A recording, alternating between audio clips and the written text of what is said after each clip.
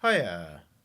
Since Feddy's lecture, I've been thinking about a few things, and I started to think about the idea of when are games not play, or when are games but are not played, and also when is play not fun. So I wanted to examine these to get a better sense of perhaps maybe what games constitute, and I think that there's this kind of idea that electronic video games are played. That's what we do. It's all about the manipulation of things and the interactivity of things. But of course, it's a kind of an interesting facet of modern games that we've got in some ways closer to that, but also further and further away from the idea that we're the ones in control of a game. If you're thinking about very early games like Mario, there was an enormous amount of control which the player had over his movements. And whilst that's still very much true of games like Dead Cells and other, say, modern platformers,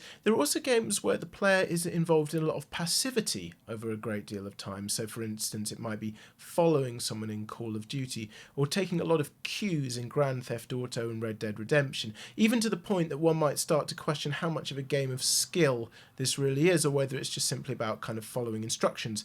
And the same might be said of so-called walking simulators, where you're being ferried from one place to another and told to experience things in a certain way, which doesn't necessarily lead to a very high degree of mechanical or even perhaps intellectual interactivity with the medium, because it doesn't ask the player to really do much of the heavy lifting.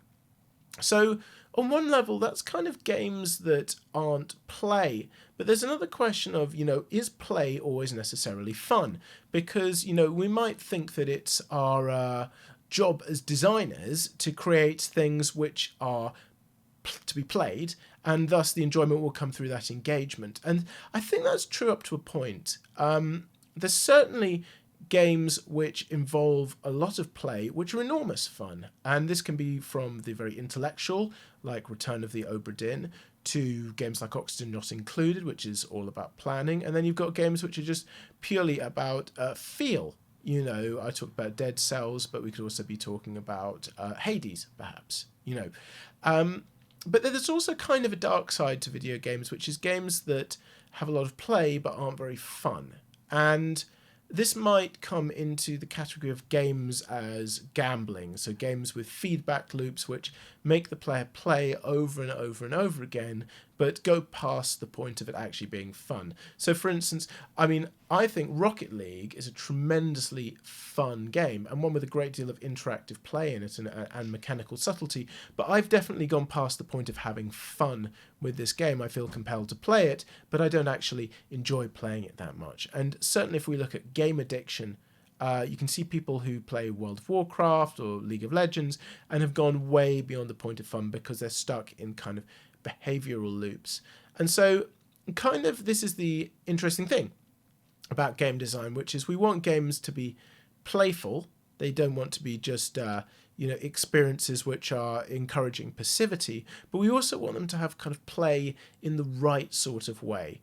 Is it play that sort of empowers mastery or a feeling of accomplishment, or does it trigger greater thought? And to make sure that it doesn't trap the player in a kind of mindless loop. And I suppose these are all kind of interesting things that I've been thinking about today. So anyway, I hope you enjoyed, and see you soon.